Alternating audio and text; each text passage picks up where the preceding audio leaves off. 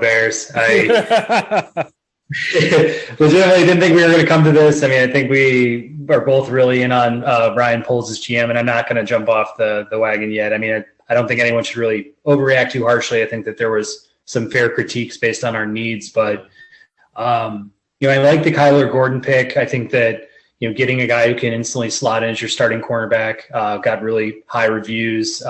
Seems like the type that can help turn around the Bears secondary, and even Jaquan Brisker probably would be our starting strong safety, which is good too. It just kind of felt like from a lot of what the analysts were saying, just kind of knowing the Bears from being in Chicago all these years and kind of seeing the teams we've built, is that Justin Fields kind of got left hanging a little bit with depth at the line position, and then just also in the wide receiver room. It's just besides Mooney, trusting some of these 1-year signings, it's like we just need to make sure that he stays healthy this entire year and is kept upright, and maybe can build some rapport or relationships with guys he's passing the ball to. It's just felt a little underwhelming with the Velus Jones selection. I heard 25 years old, maybe the oldest player at the position in the draft. They weren't just really high on his upside, or thinking that was the right pick there. Outside of that, I mean, I don't know. Just looking down the rest of the draft board for the Bears, it's grabbing a couple linemen later toward the end of the draft. I don't really think any of them really stood out in terms of ratings, reviews, or guys that are going to slot in as starters at right tackle or anything like that. It seems like they're all fighting for depth positions at that point. But did you hear anything differently? Do you think that any of these guys throughout our draft have more potential than I'm forecasting them, or the analysts are? Yeah, the only one. So I like that take, because and I agree. I don't think they did enough to help Justin Fields here. I simply don't.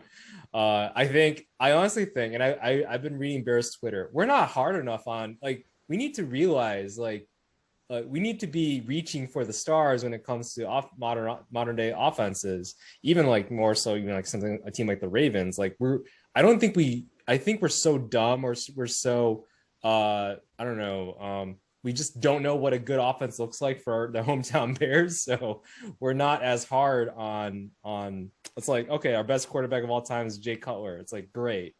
We're not that hard on our offense and how we can generate that. So I was underwhelmed on offense. I think Kyler Jones and Brisker makes sense. I'll give it to that. Great value picks. Those are day one starters and great contributors for defense. But obviously it's like we're investing. We drafted a very talented rookie quarterback. We didn't make any splashes in free agencies. We added maybe more depth type of offensive lineman more so. Velus Jones, did not like the pick at all. I was actually much more about I think Khalil Shakir. I think he fits kind of what we were looking for more so. Granted, I think he doesn't have the biggest arms, but I'm like, that's why you got to throw the ball to him. But Velus Jones, I think I heard rumors like what Justin Fields says, I want him to play on my team. I'm like, yeah, but he's not thinking about, he's 25 years old. This is probably as good as he's going to be. Do you really honestly believe Velus Jones is going to come in at 25 and just all of a sudden getting 1,000 yards and running for 300 yards rushing or something like that? If they're going to use him on jet sweeps and stuff like that. I don't think so. So I don't like the pick. I think they maybe took that Justin Fields saying and be like, let's draft him in the third round. They could have picked him in, 5th or 6th, I think. Even if they didn't, who cares? You can get another, I don't know. I feel like you could have got Bo Melton or something like that, right? If that was the case, I think he went in 6th or 5th. The best pick in the later rounds, I would say, Dominique Robinson is okay. I know he's athletic and all that, but he's so raw. So raw. The guy was playing wide receiver and all that, so raw. But I will say Braxton Jones, I was a big fan of him. I was one of those sickos that watched the Senior Bowl, and then apparently they watched the Senior Bowl, and they were like, this guy was going against first rounders and all that, and was holding up on his own. I know he's from South Utah, FCS and all that, but he looked really good in the Senior Bowl. So I think they fell in love with him. I liked him. I kind of hoped that the Bears drafted him in the 5th round, which they did here. So I don't mind that, but to your point, like the rest, I mean, hopefully one of them pans out. I just don't see it. And then I don't know, like I just think again, we are so we just don't know what a good offense looks like. Like we need to have higher standards. Like look around, watch the NFL. Like this is your rookie quarterback. He's only got a couple years in his rookie contract. Like, are we really going to put everything into next year? I know we have like $100 whatever million in cap next year, but like, are we really going to be putting everything there?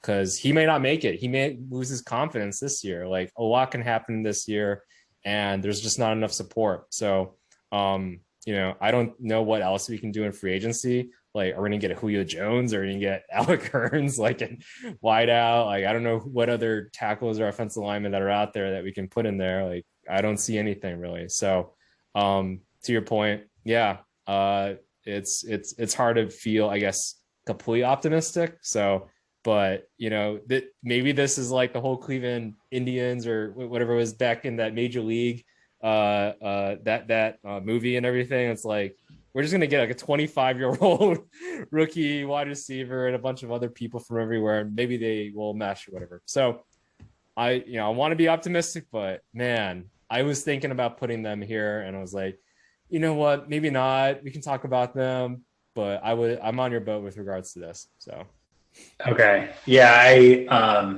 I'd like to think that Ryan Poles and this crew understands the legacy and history that this Bears offense has left behind it, and they thought he would be smarter about the construction, knowing that like, okay, after round two, we're really going to be maybe left with some really limited options at wide receiver, no tackle, and he just probably would have known that. And maybe the guys he took, he just felt faith in terms of what he saw, just cornerback safety, and just knowing, okay, I know I'm going to bank on these 2 picks, and I just don't want to stretch it a little bit too much if I'm not super confident about one of these wide receivers like a Sky Moore or George Pickens with an injury concern or something like that. So it's like, I really don't know what was going through his head the whole day, but I'm not gonna bury them just yet. I'd love to see what more they have left in the tank in the offseason next year. And yeah, I just as a Bears fan, it's just hard to kind of walk Fields out there and just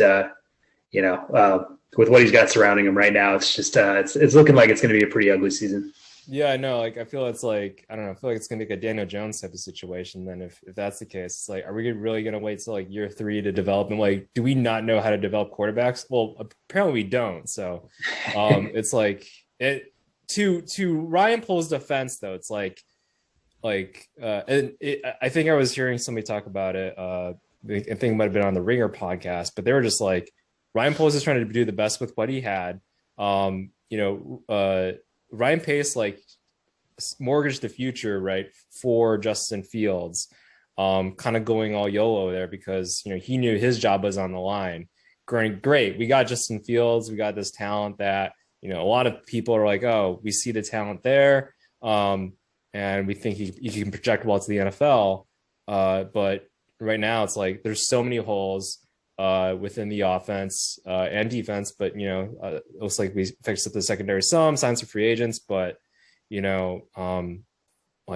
you got to make a little bit of a splash. I think Poles might be a little too conservative in terms of, I don't know, cap spend and all that. Like the draft, I get it. Hey, let's trade back. I think they were probably gunning for Kinnard in the 5th round, and I think that's where they're just like, let's just get as many picks as we can after this, because we were kind of gunning for him, but didn't end up with him, because he definitely could have fit in right guard, I think, and just kind of maul over there. So yeah, it's kind of just unfortunate. Poles is trying to, I guess, make the best of what he has, but there's got to be a time where it's like, I got to make a move, I got to do something that's like, okay, we're setting Justin Fields up for success. And I don't know, it's hard to like be like, oh yeah, they're definitely doing that right now. So yeah, not in my opinion, not in yours. Did you have any other losers for